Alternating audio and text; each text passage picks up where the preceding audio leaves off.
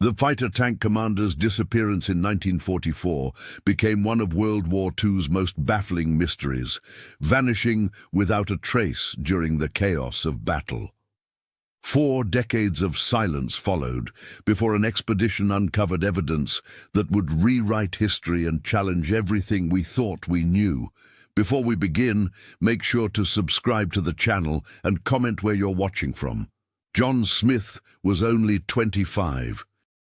But the weight of command pressed on his shoulders like the autumn fog cloaking the Ardennes. The young tank commander ran his fingers through his hair as he studied the maps spread across the makeshift table in their temporary headquarters. The villagers had assured them this was a quiet sector, a place to rest and regroup before the real fighting began elsewhere. He believed in duty above all else, a trait that had earned him rapid promotion, but also the burden of responsibility for 3 other lives. "Another quiet night, Captain?" Paul Johnson asked, his loyal gunner approaching with 2 steaming cups of coffee. John accepted the cup gratefully. Quiet on paper, anyway. The 712 Tank Battalion had arrived 3 days ago, settling into the rhythm of what was supposed to be a peaceful rotation. The Belgian village seemed picturesque at first glance, stone cottages with smoke curling from chimneys, children who stared at the American soldiers with curious eyes. But beneath the surface, John sensed something wasn't right. "The locals are hiding something," he confided to Paul. "Have you noticed how they hurry inside before sunset? How they whisper when we pass?" His gunner nodded. Michael noticed too.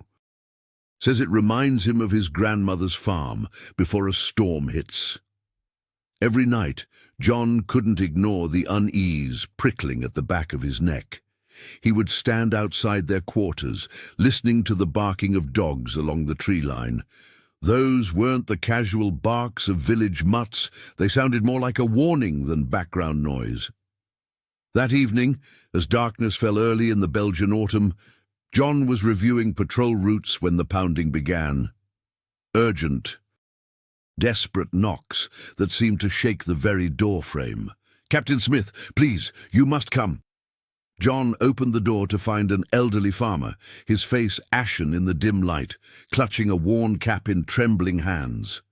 Behind him, the village square lay empty, windows shuttered despite the early hour. "Germans?" the old man whispered, his accent thick but his fear unmistakable. "In the forest, they come at night, they watch." Paul appeared at John's shoulder, hand instinctively moving to his sidearm. The commander felt his illusion of a quiet front shatter like glass. His training took over as he began barking orders, sending runners to alert the perimeter guards.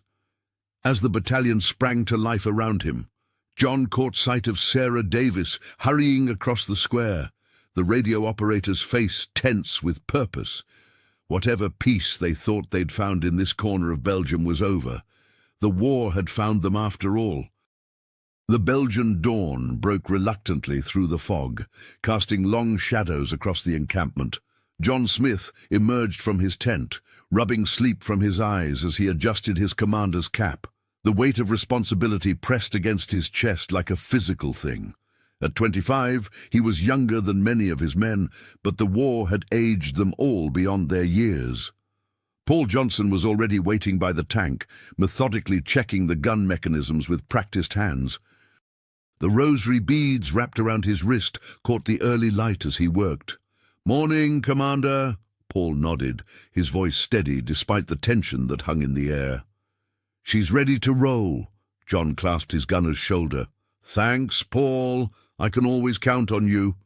Michael Brown approached, harmonica tucked in his breast pocket where it always sat, close to his heart. The youngest of their crew looked almost boyish in the pale morning light.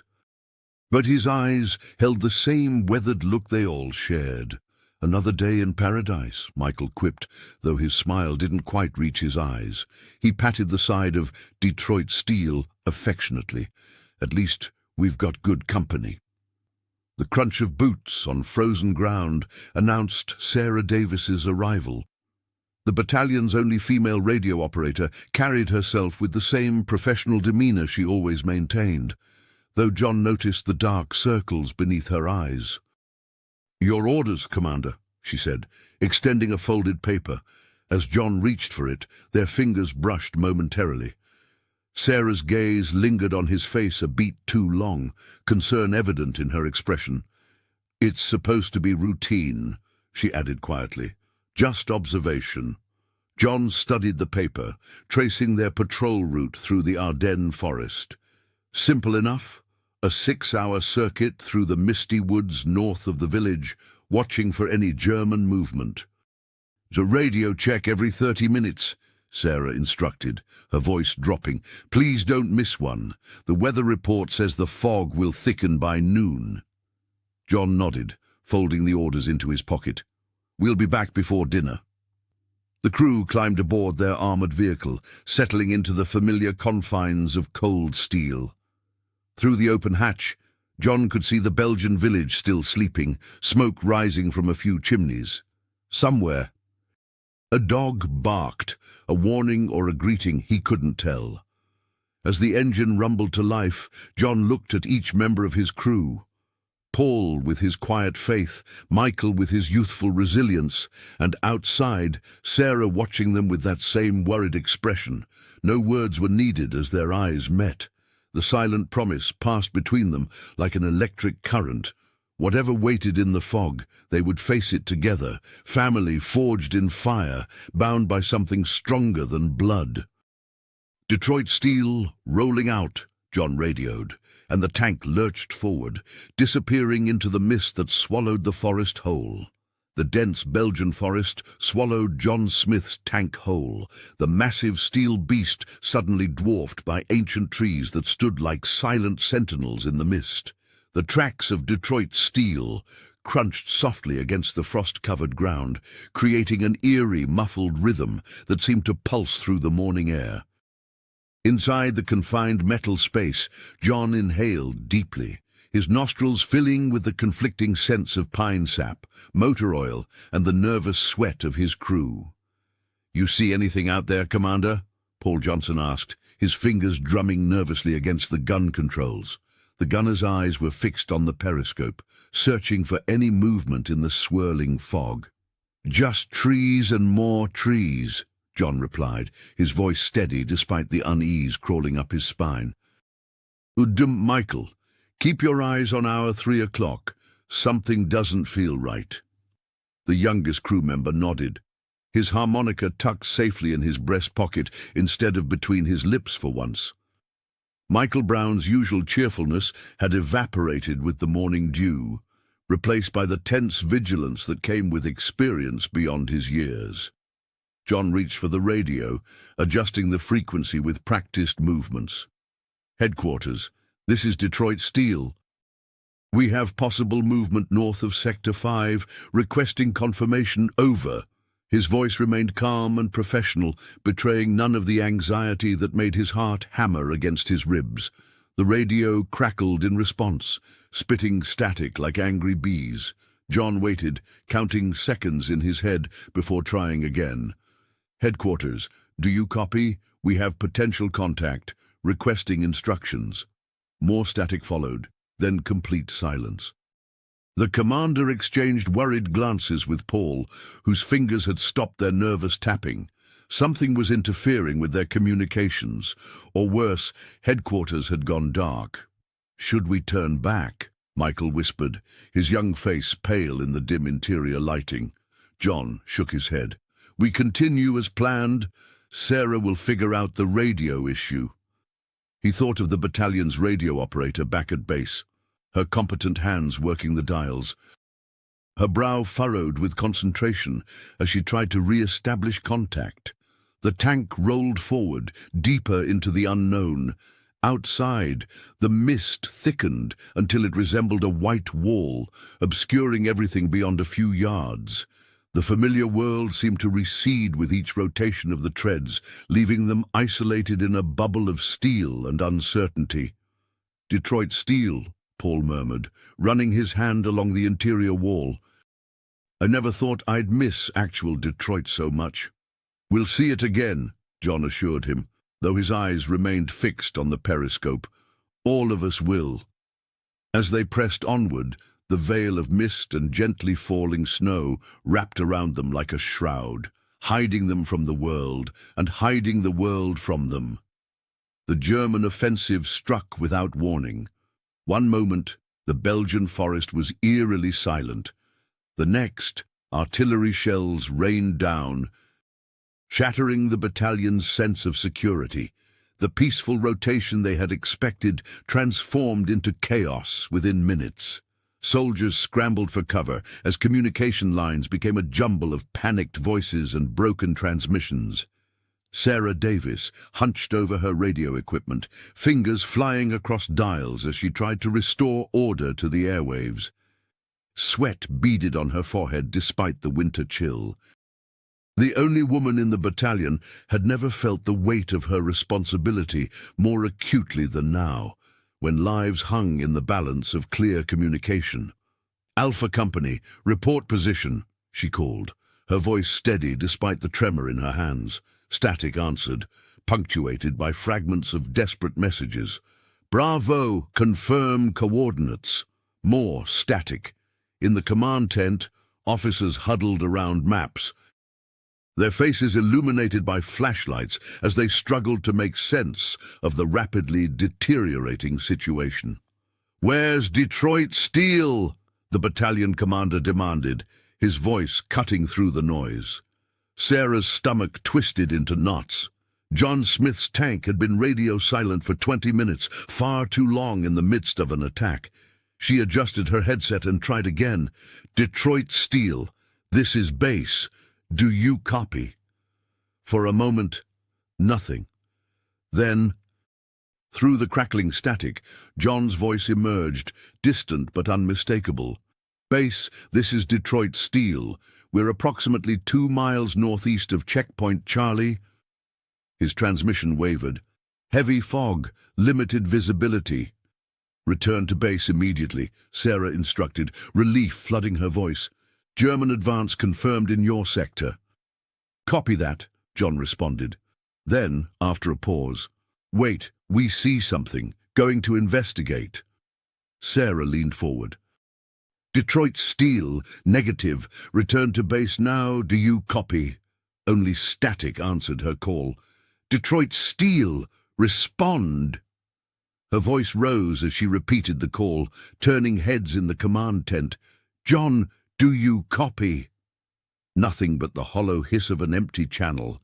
Paul Johnson's mother would later recall receiving a letter that same week, describing the peaceful Belgian countryside. Michael Brown had enclosed a sketch of their tank, nestled among pine trees. Neither man knew that within days their names would appear on the growing list of missing personnel. As night fell, Sarah refused to leave her post. She continued sending calls into the void, hoping for any response from the crew of Detroit Steel.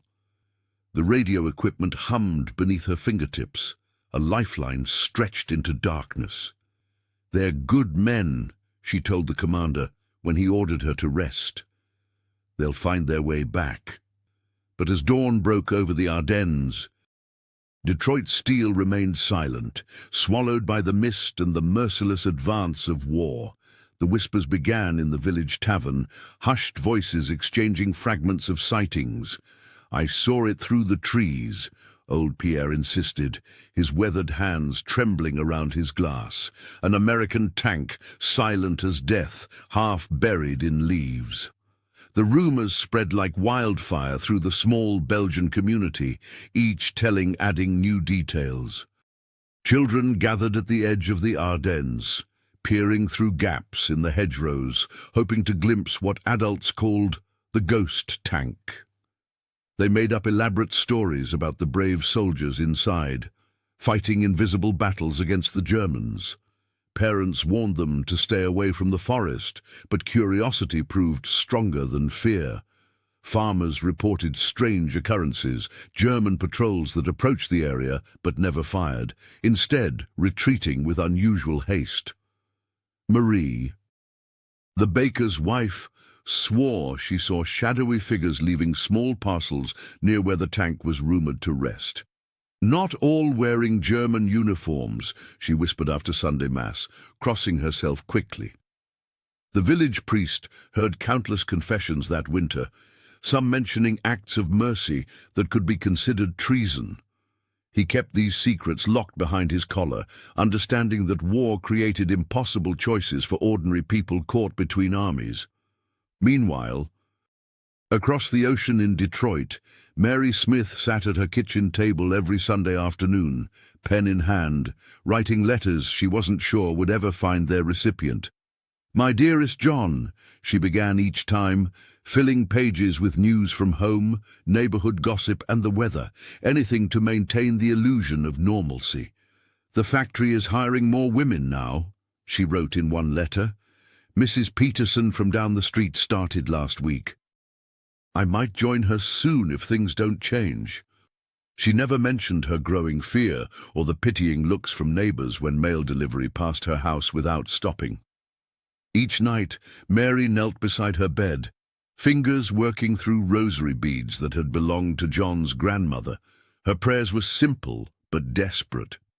"Just let him be alive," she whispered to the darkness. "Just bring him home." The winter snow piled against her window, delicate and persistent, much like her faith, fragile yet refusing to melt away. In her dresser drawer, Mary kept every letter she'd written to John Smith since his disappearance, addressed but unsent, a growing testament to a love that refused to acknowledge absence.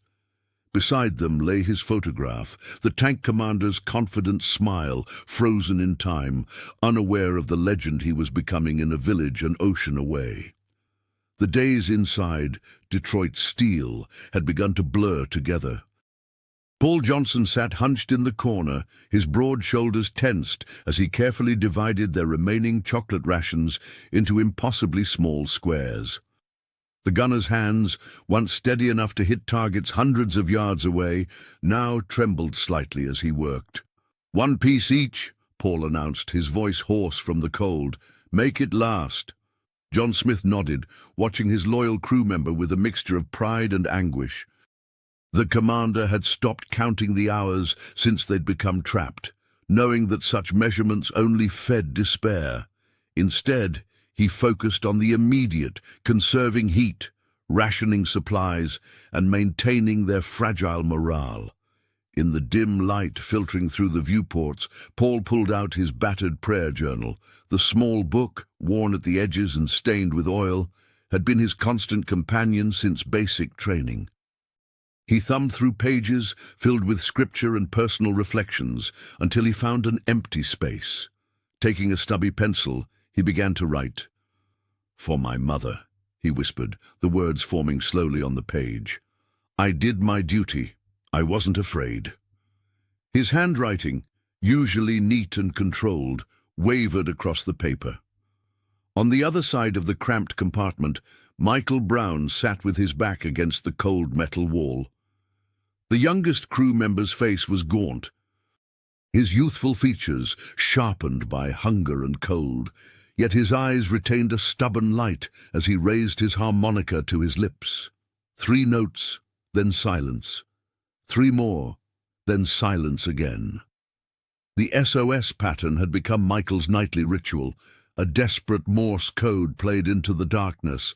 The mournful sound echoed through the tank's interior, somehow making the space feel both smaller and more vast. "Someone will hear," Michael insisted, lowering the instrument. "And they have to." John moved to the hatch, pressing his ear against the metal. The forest outside was alive with sounds, the creak of frozen branches, the distant rumble of artillery, and sometimes something else. Footsteps, human movement. "I hear something," he whispered, motioning for silence.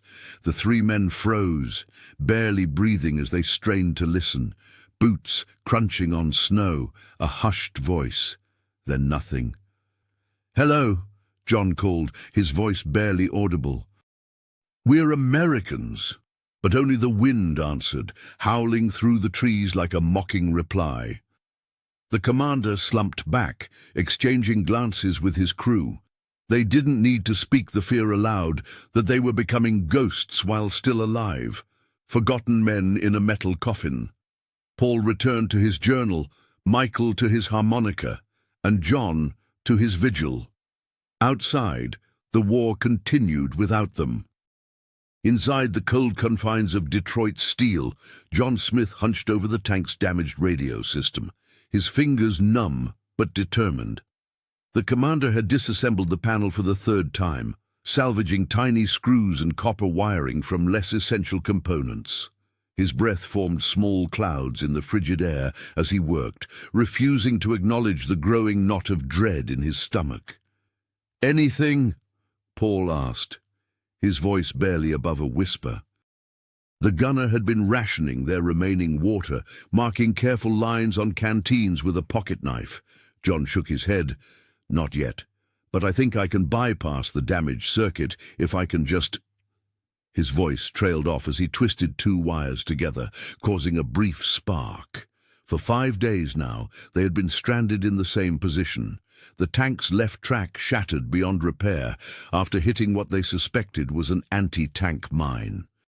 The explosion had been mercifully contained, but had left them immobilized in the densest part of the Ardennes forest. Michael Brown sat huddled in the corner, occasionally blowing warm air onto his hands before returning to his task of inventorying their remaining supplies. The youngest crew member had maintained a brave face, but John had noticed how the boy's harmonica playing had grown less frequent with each passing day. We have enough rations for maybe 3 more days if we stretch it," Michael reported, his voice steady despite the dire news. Outside, snow had begun to fall again, covering their tracks and the hasty camouflage they'd created using fallen branches. The silence was occasionally broken by distant artillery, a cruel reminder that the war continued without them, that battalions moved and men fought just beyond their reach.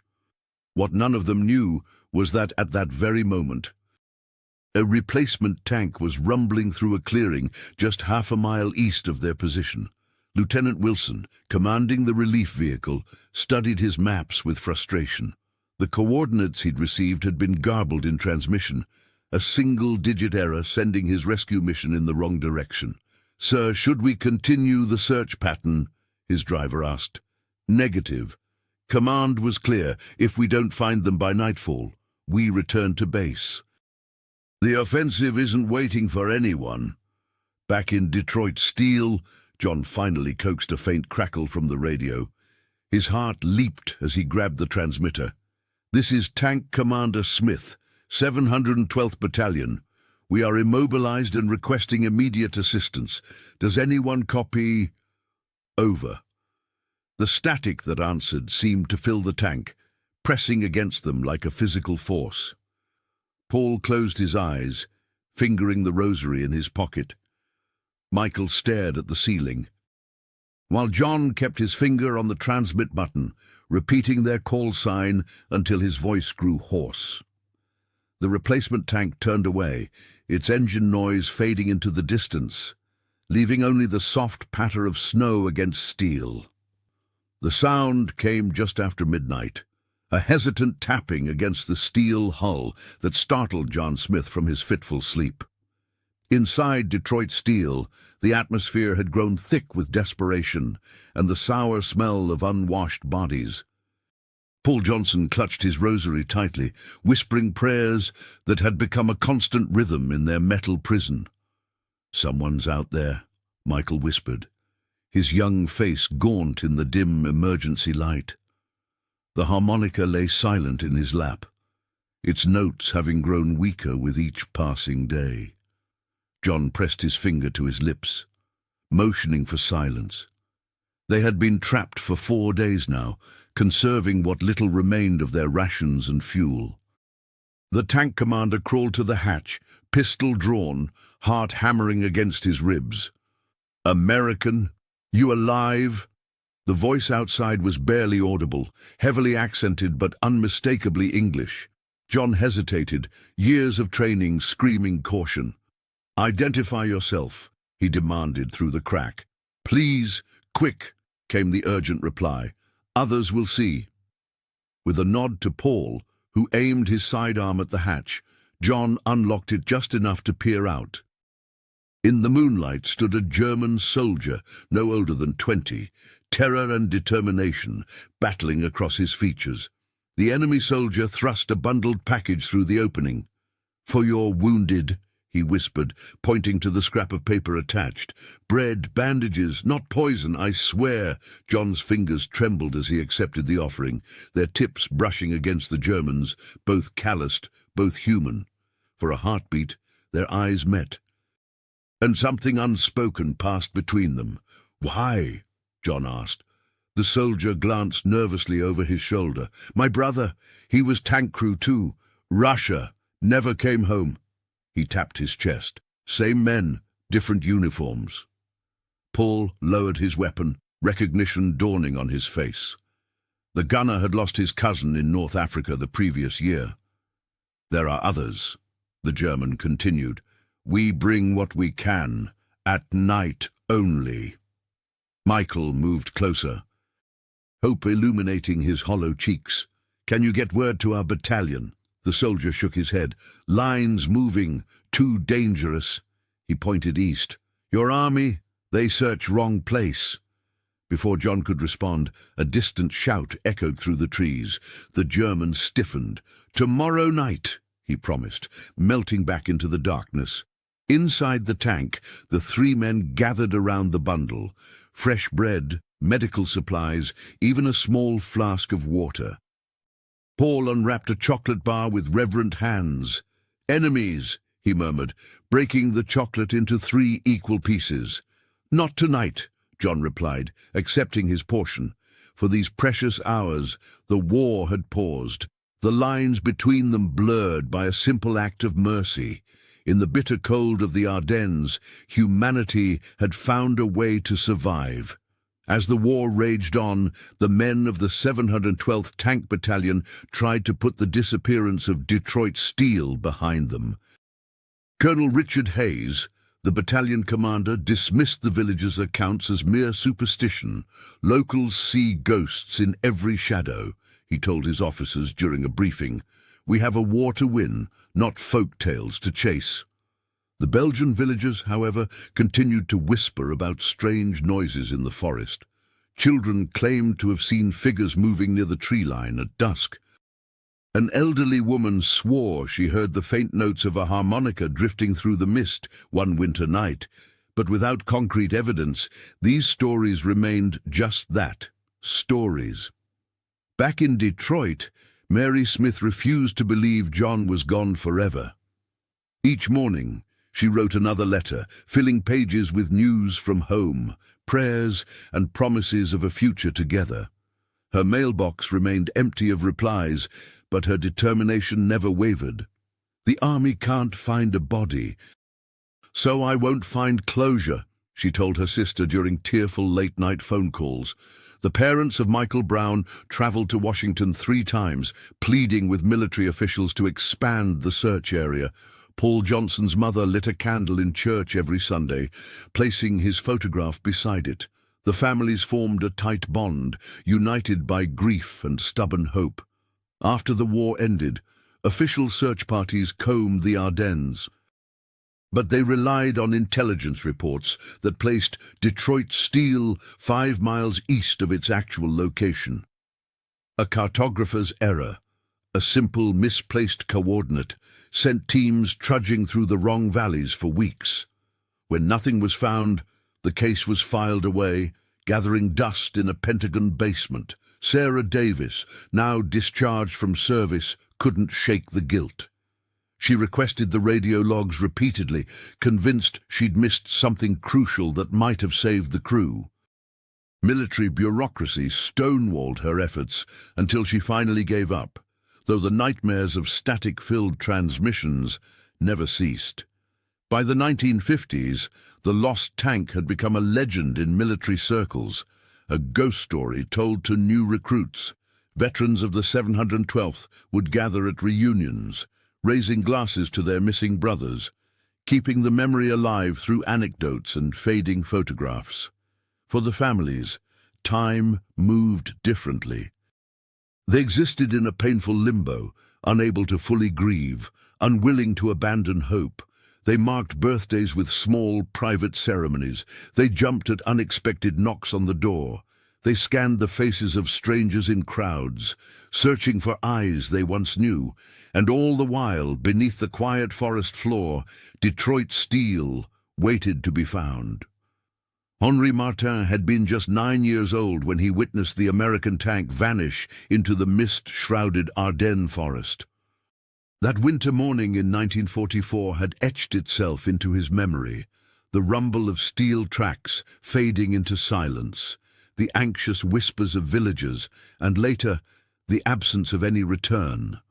Now a middle-aged farmer with calloused hands and greying hair, Henri remained haunted by that childhood memory. Find them, bring them home. These words, whispered by his father on his deathbed 5 years earlier, had become Henri's mission. The old man had known something, perhaps seen something, that he never fully revealed. Whatever the secret was, it had weighed on him until his final breath. Every weekend, Henri would shoulder his battered metal detector and trudge through the dense Belgian woods, ignoring the skeptical glances from villagers who believed he was chasing ghosts. The forest had reclaimed much of its territory since the war. With thick moss carpeting the ground and young trees sprouting where tanks once rolled, his search grid expanded year after year, methodically covering terrain that official search parties had abandoned decades ago. "You're wasting your time," his brother would say. The Americans looked everywhere back in 45, but Henri persisted. Something about the official search had never sat right with him. The maps they used, the areas they prioritized, it all seemed slightly off, as if they were working from faulty intelligence. On a crisp autumn morning in 1984, exactly 40 years after the disappearance, Henri's detector emitted a high-pitched beep, unlike any he'd heard before. The sound came from beneath a thick blanket of moss beside an ancient oak tree. His heart raced as he dropped to his knees, fingers digging frantically through decades of accumulated forest debris. The first thing he uncovered was metal, not the usual shell casing or helmet fragment, but a curved section of rusted armor. Henri worked through the day, clearing earth with increasing urgency until the unmistakable outline emerged, the hull of an American tank, partially buried but remarkably preserved by the acidic forest soil. "Detroit steel," Henri whispered, recognizing the faded nickname painted on the side. The tank commander, John Smith, and his crew had not vanished without a trace. They had been here all along, hidden just beyond where anyone had thought to look. As twilight fell, Henri stood before his discovery, tears streaming down his weathered face. In that moment, he wasn't just a Belgian farmer fulfilling a promise. He was the keeper of a 40-year secret about to rewrite history. Tomorrow, the world would know what happened to the lost crew of Detroit Steel. The tank's discovery sent shockwaves through the investigation team. Detroit Steel lay half-buried in the Belgian soil, its metal hull preserved by the peculiar chemistry of the Ardennes forest floor. Decades of moisture, mud, and fallen foliage had created a natural time capsule, sealing away the final chapter of 4 brave men's lives. As forensic investigators carefully pried open the commander's hatch, they were struck by the eerie stillness inside. The interior remained largely intact, frozen in time, like a museum diorama of war's intimate moments. Dog tags hung from a makeshift line, John Smith's identification disc still bearing his blood type and service number. Beside it, a small bundle of letters, the paper yellowed but the ink still legible, all addressed to "My dearest John," and signed with Mary Smith's flowing signature. In the gunner's position, Paul Johnson's personal effects told their own story. His rosary beads were carefully wrapped around a small, Water-damaged Bible. The religious man had clearly sought comfort in faith during those final days. The investigators handled these artifacts with reverent care, knowing each item represented not just evidence, but sacred memories for families who had waited 4 decades for answers. Michael Brown's harmonica rested on what had been his seat, its metal tarnished but intact. One investigator, a musician himself, gently blew across the instrument. The faint, melancholy note that emerged seemed to give voice to the young soldier's silenced hopes, but it was the logbook that stunned everyone. John had meticulously documented their ordeal until the very end. Between his final entries were items that defied the expected narrative of isolation: German-manufactured bandages, ration wrappers with Reich markings, and most surprisingly, a handwritten note in German that translated to "Hold on, friends." The evidence painted an extraordinary picture. While officially enemies, German soldiers had risked court-martial or execution to provide aid to the trapped Americans. The bandages showed careful application, suggesting they'd treated wounds. Food wrappers indicated regular deliveries. Paul's rosary had been repaired with wire that matched German field equipment. "This changes everything we thought we knew," whispered the lead investigator, carefully photographing each item. The tank wasn't just a grave, it was testimony to humanity persisting in war's darkest hours. For 40 years, the world had assumed these men died alone, abandoned in the fog of war. The truth emerging from the mud was far more complex and moving. Even as nations fought, individual soldiers had reached across battle lines, choosing compassion over hatred. News of the discovery swept across continents like wildfire. Headlines blared from Brussels to Detroit. Lost tank found after 4 decades. War mystery solved in Belgian forest. The revelation reopened wounds that had never properly healed, transforming private grief into public fascination. Military historians gathered at conferences, debating every detail of the find. Veterans who had served in the same battalion sat silently in their living rooms, staring at television reports with trembling hands. In nursing homes across America, aging parents who had refused to believe their sons were truly gone now clutched yellowed letters and photographs, finally facing a truth both devastating and strangely comforting. "I always knew they didn't just vanish," whispered Mary Smith, now grey-haired and stoic, as she carefully unfolded a newspaper article about her husband's tank. Her fingers traced the outline of Detroit steel in the grainy photograph, her wedding ring still in place after all these years. The forensic team worked meticulously, documenting every artifact inside the armored vehicle. What they uncovered stunned even the most hardened investigators. John and his crew had survived for days after their initial disappearance. The evidence was irrefutable. Ration wrappers dated well after the tank was reported missing, entries in Paul's prayer journal continuing for nearly a week, and most shocking of all, German medical supplies. "The bandages were standard Wehrmacht issue," explained the lead investigator at a press conference that drew international attention. "And they were applied with professional care." He paused, allowing the implication to sink in.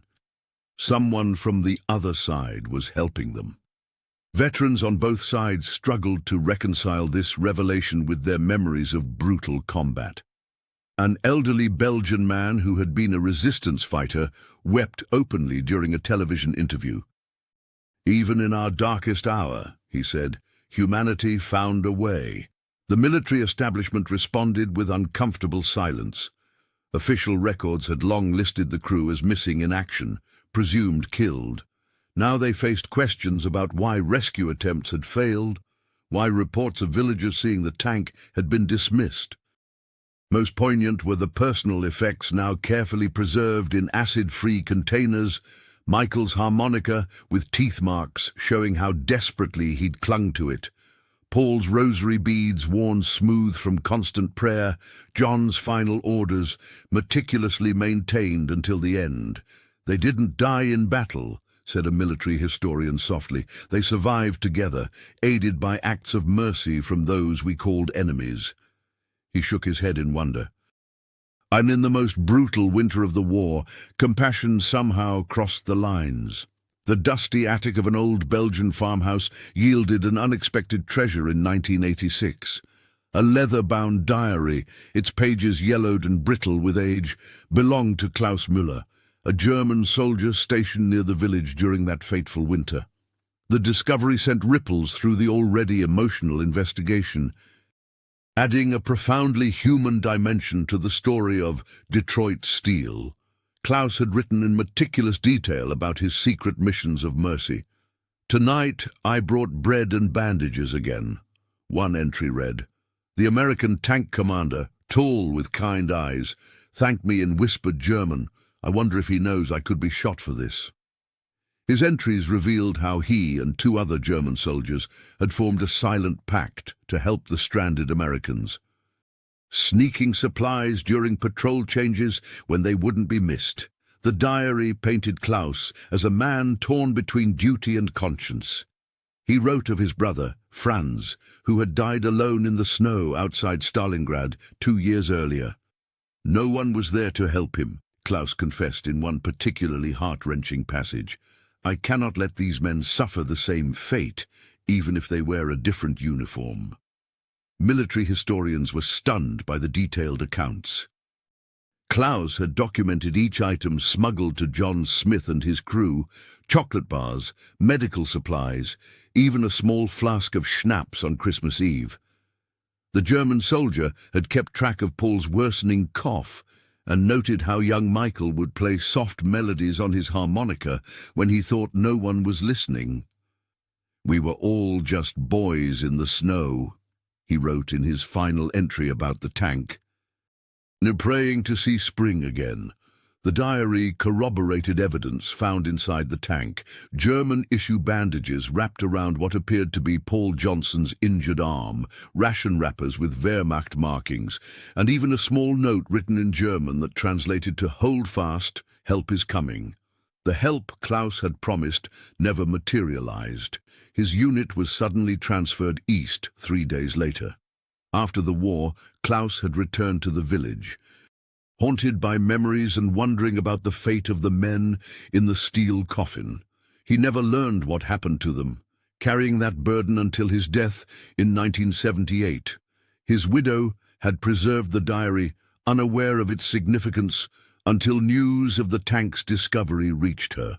The diary now sits under glass in the village museum, open to the page where Klaus wrote, "If God grants me life beyond this war, I will return to this forest.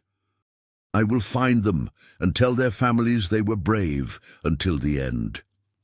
The yellowed pages of the battalion's radiolog told a story more heartbreaking than anyone could have imagined. Investigators pored over the brittle paper, tracing John Smith's increasingly desperate transmissions from Detroit Steel.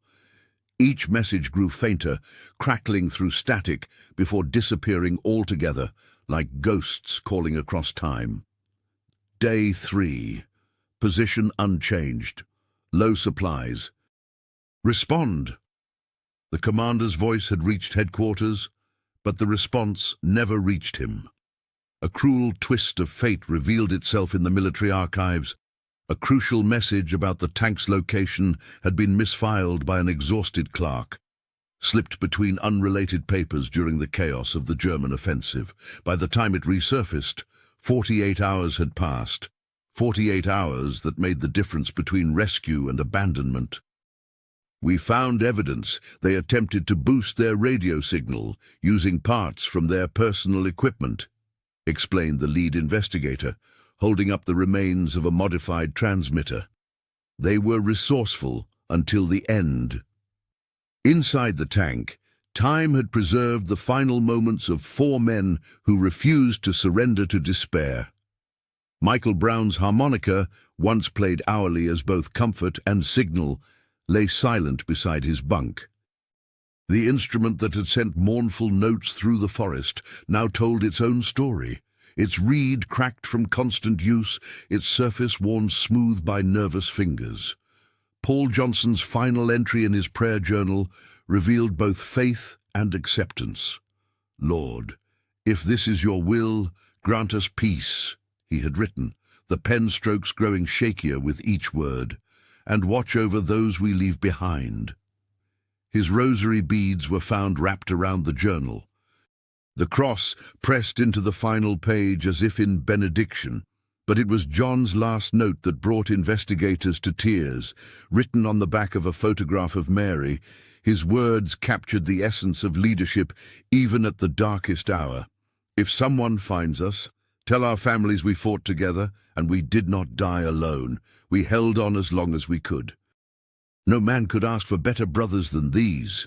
The note was dated 3 days after their last successful radio transmission, proof they had survived nearly a week in the disabled vehicle, hoping until the end that help would arrive. The rescue party that finally set out had searched just half a mile away, their efforts hampered by blinding snow and outdated coordinates. 600 meters, whispered a veteran who had participated in the original search. Just 600 meters separated us. We were so close." His weathered hands trembled as he traced the route on the map, the weight of 4 decades of what-ifs visible in the slump of his shoulders. The revelation hit like a physical blow.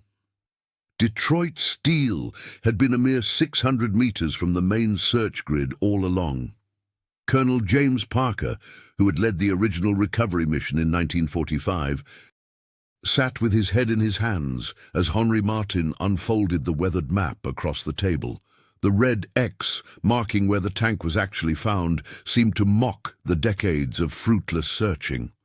"We were looking on the wrong ridge the entire time," whispered Parker, his voice cracking with the weight of 40 years.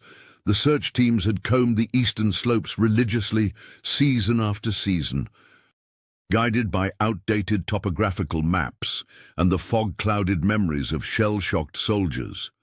Meanwhile, the truth had lain just beyond their reach, gradually disappearing beneath layers of moss and forest debris. For the families gathered in the small Belgian community centre, this knowledge was almost too much to bear. Mary Smith stared at the map, mentally calculating the short distance, barely more than the length of 5 football fields, that had separated rescuers from her husband John and his crew.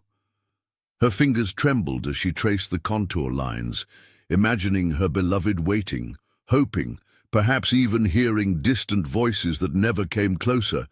"They might have heard us calling," said Robert Taylor, one of the original search party members, now in his 70s. "That's what keeps me up at night." The room fell silent as everyone contemplated this cruel twist of fate. How close salvation had been, how easily tragedy might have been averted. Yet amid this fresh wave of grief, something else was happening. As each recovered artifact was catalogued, cleaned, and returned to its rightful family, a different kind of healing began. Paul's mother, now elderly and frail, clutched her son's rosary to her chest, the beads worn smooth from his prayers. Michael's younger brother ran his fingers over the harmonica, its metal case dented but still intact after all these years. The dog tags, letters, and personal effects became bridges across time, tangible connections to loved ones long mourned but never forgotten. A military historian carefully documented each item, preserving not just objects, but the stories they carried. "It's not the closure I wanted," Mary admitted, holding John's final letter in her hands, "but it's the closure we have." Around her, other family members nodded in understanding. The ache of "what if" would never fully disappear, but alongside it grew something unexpected, a fragile peace, rooted in truth, finally uncovered. In the museum being prepared to house these treasures, a simple plaque would later read, 600 meters separated tragedy from rescue. But no distance can separate us from those we love. The envelope sat on Mary Smith's kitchen table for nearly an hour before she found the courage to open it. Outside, February snow drifted against the windows of her suburban Detroit home, much like it had 40 years ago when she'd written her last letter to John. Her fingers trembled as she carefully broke the official seal. "They found him," she whispered to the empty room. Mary had imagined this moment countless times over the decades, but nothing prepared her for the reality of holding John Smith's final words. The paper was fragile, preserved by mud and time, his handwriting still as steady as the man himself had been. "My dearest Mary," it began. She pressed the letter to her lips, inhaling deeply as if she might catch some faint trace of him after all these years. Tears fell freely now, dotting the weathered paper.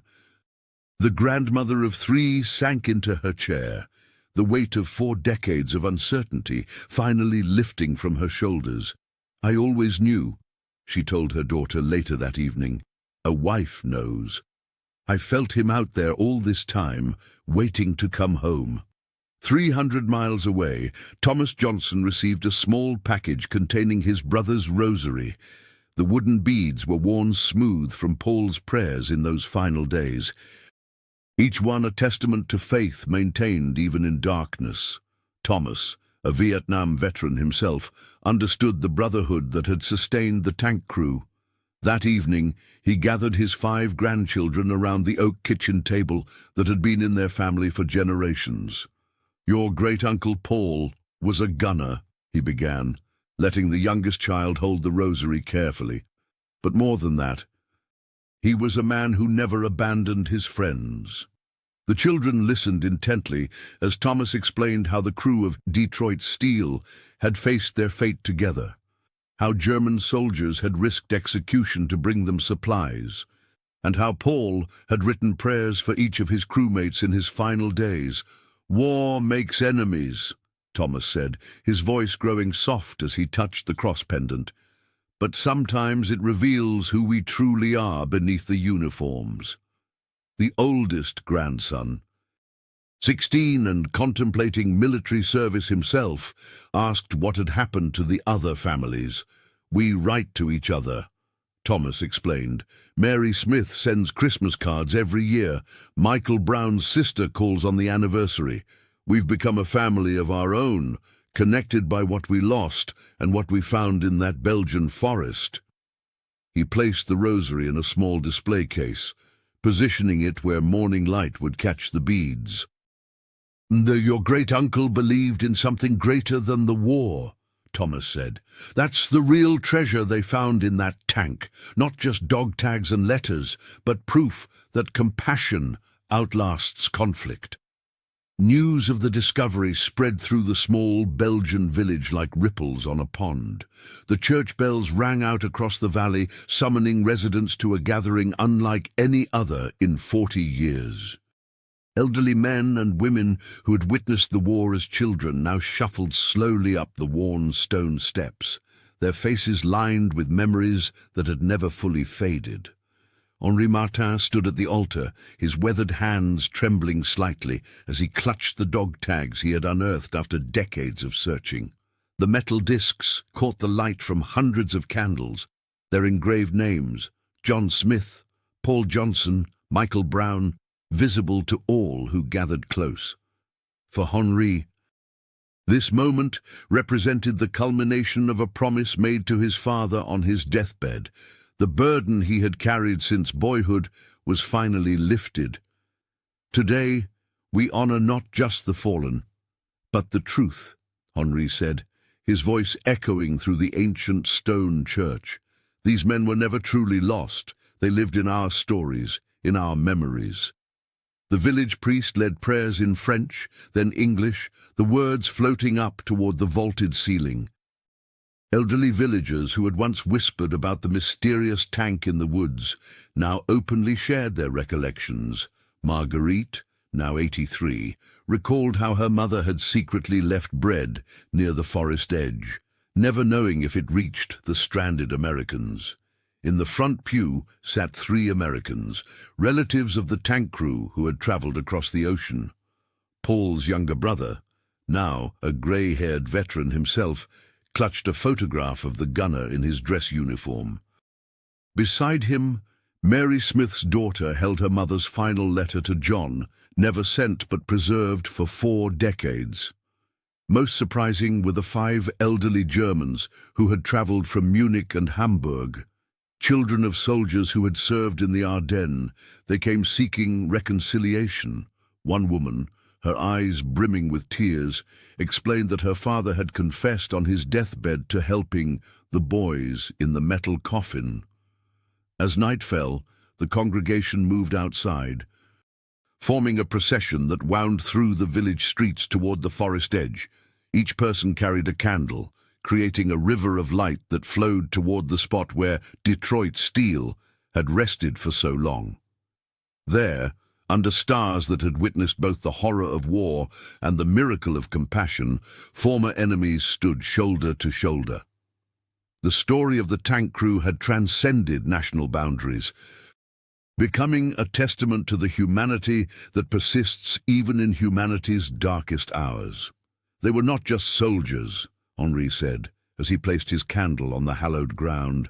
They were sons, husbands, brothers, and now they are finally at peace. The winter of 1987 brought with it a revelation that would shake the foundations of the Detroit Steel narrative. Hans Weber, a retired German veteran nearing his 90th birthday, summoned a military historian to his modest apartment on the outskirts of Munich. Bedridden and aware his time was short, Hans finally unburdened himself of the secret he had carried for over 4 decades. "I was there," he confessed, his voice barely above a whisper as his weathered hands trembled atop the blanket. "I brought them bread when our officers were sleeping. Medicine, too, bandages from our own limited supplies." The old soldier described in precise detail how he and 2 other German infantrymen had discovered the immobilized American tank half buried in snow and camouflaged by fallen branches. Rather than reporting it, they made a decision that could have cost them their lives. "We had a system," Hans explained, describing how they would tap 3 times on the hull. Pause, then twice more, a signal that friends, not enemies, approached. The commander, Smith was his name, he would open the hatch just enough for us to pass supplies through. His testimony aligned perfectly with the evidence recovered from Detroit Steel, the German-issue bandages, the distinctive ration wrappers, even the dates recorded in John Smith's logbook. Most compelling was his knowledge of the harmonica signals, how Michael Brown would play 3 notes at dusk, a sound that carried through the frozen forest. "If our officers had discovered us," Hans didn't need to finish the sentence. Treason during wartime meant only one thing: execution. Yet something stronger than fear had motivated the German soldiers. "My brother died on the Russian front," he said, echoing the same loss that had haunted Klaus Müller. "No one was there to help him. I could not watch those boys suffer the same fate." The military historian recorded every word, occasionally pausing to wipe away tears. Hinz described how they smuggled morphine for Paul Johnson's infected wound, and how they tried unsuccessfully to repair the tank's damaged radio. "We were enemies by uniform only," the dying man whispered. "In that forest, we were just men trying to survive winter."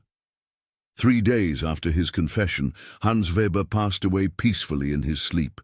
His testimony completed the puzzle that had mystified historians for years, proving that even in humanity's darkest hour, compassion could transcend the artificial boundaries of conflict. At his funeral, attended by military representatives from both Germany and America, a single harmonica played a mournful tune, the same signal that had once echoed through the Ardennes forest, calling for mercy in the midst of war. The Belgian spring had finally arrived, painting the countryside in gentle hues of green and gold.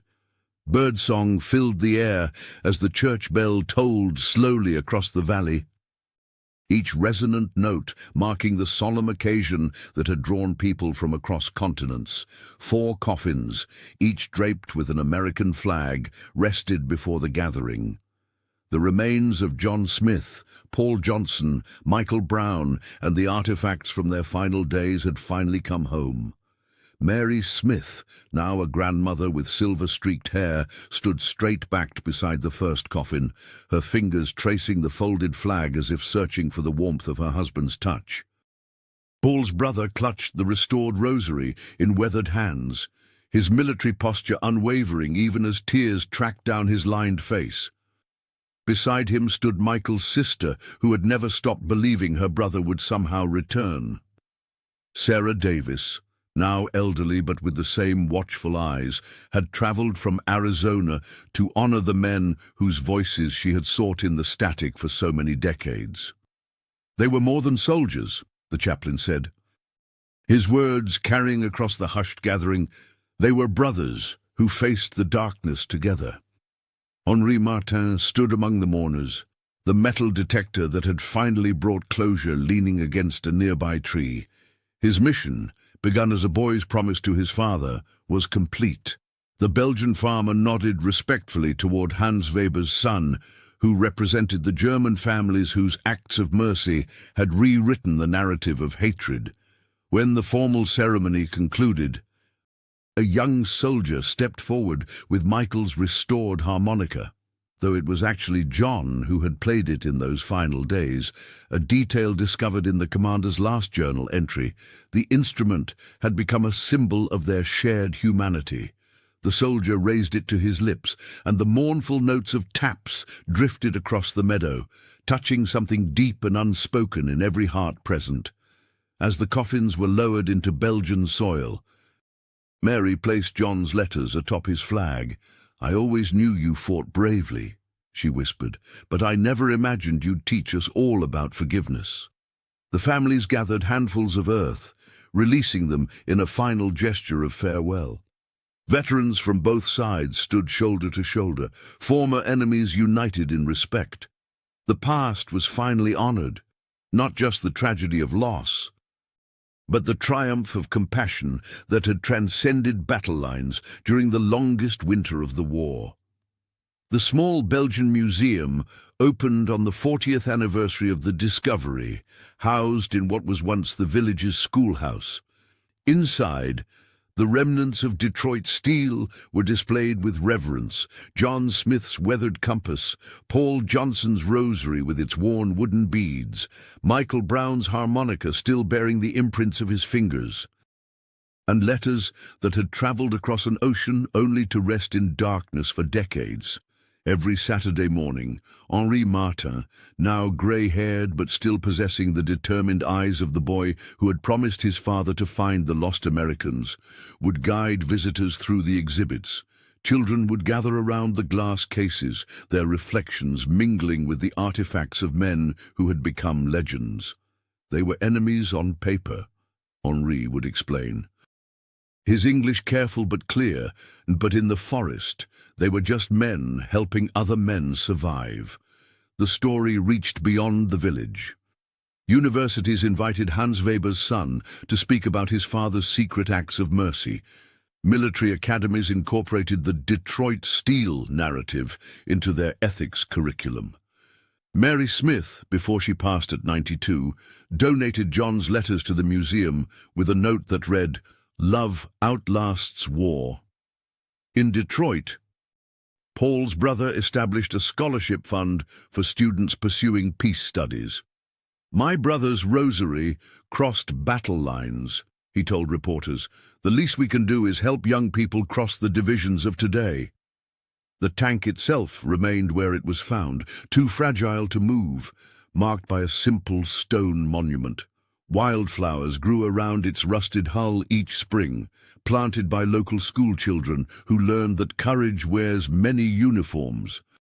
Perhaps most remarkable was the annual gathering that began 10 years after the discovery.